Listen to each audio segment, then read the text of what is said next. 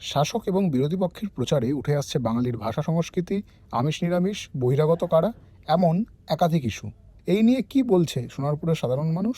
আমরা যা আছি ভালো আছি, দুধে ভাতে আছি। আমাদের সোনার বাংলা, ওই কারোর মুখে শুনতে হবে না সোনার বাংলা গর্ব আমাদের। এটা এমনি, এখানে সব মনীষীরা থেকেছে, বিপ্লবীর জায়গা, এখান থেকে সবাই ওঠে, আমরা পথ দেখাই।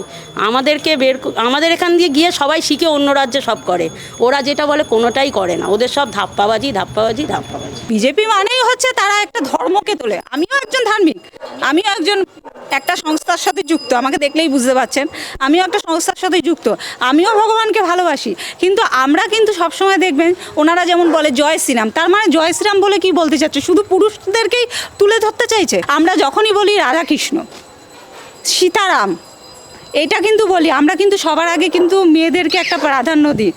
ভগবান শ্রীকৃষ্ণও কিন্তু প্রথমে বলেছিলেন রাধারানীকে না রাখলে পরে কিন্তু ভগবানের নিজের কোনো অস্তিত্ব নেই।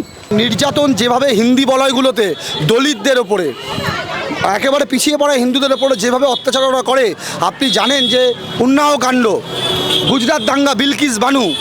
বাংলার কাছে ধর্ম মানে আমরা বিবেকানন্দের ধর্ম মানি, আমরা রামকৃষ্ণ পরমহংসদেবের ধর্ম মানি। আমাদেরকে নতুন করে ধর্ম শেখানোর কেউ না।